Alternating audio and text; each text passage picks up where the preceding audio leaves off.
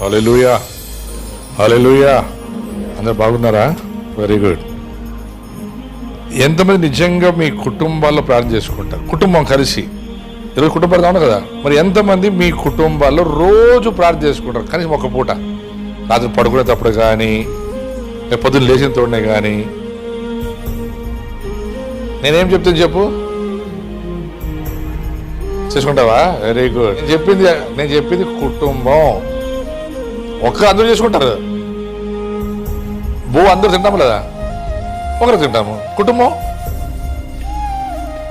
నేను ఈరోజు మీ కుటుంబాన్ని ఆశ్రయించి పంపిస్తే మరి మిగతా వచ్చే నెల వరకు, 1వ ఆదివారం వరకు మీ కుటుంబాలకు ప్రార్థన ఏది?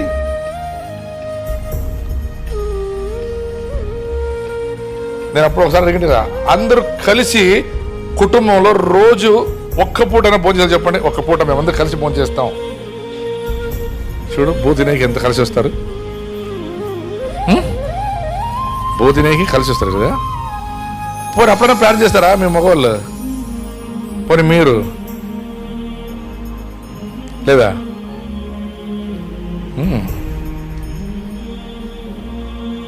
ప్రార్థన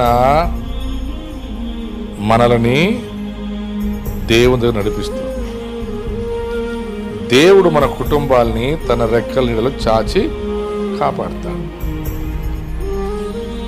కుటుంబ ప్రార్థన అనేది కనీసం కుటుంబ ప్రార్థన పెట్టుకున్నప్పుడన్నా మీ కుటుంబాలు ఉండాలని. అది కొంతమంది కుటుంబ ప్రార్థన పెట్టుకుంటారు, భర్త ఏడో ఉంటాడు, భార్య ఏడో ఉంటుంది, పిల్లలు ఏడో ఉంటారు. కుటుంబ ప్రార్థన ఎవరికి ప్రార్థన?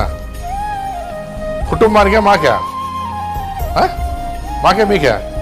మరి మీ కుటుంబం ఆశీర్వాదం కావాలంటే, మీ కుటుంబం దీవించబడాలంటే, మరి మీ కుటుంబం దేవుడి సన్నిధిలో కనపడాలొద్దా? వాక్యం మీరు అర్థం చేసుకోండి. అబ్రహాం, ఇస్సాకు, యాకోబుల దేవుడు అంటే అర్థం చేసా మీకు? ఇది కుటుంబం. అది ఏమది? అది కుటుంబం.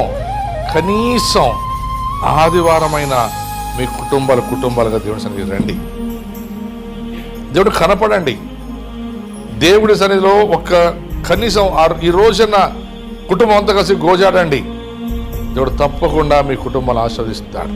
కాబట్టి మీ కుటుంబాల కొరకు మరణం సోకకుండా ఉండాలంటే, దేవుని కృప ఆవరించి నడిపించి మీ కుటుంబాల మీద దేవుని కాపుదల పద్ధతి ఉండాలంటే మీ కుటుంబాల ప్రార్థన చాలా చాలా చాలా చాలా అవసరం.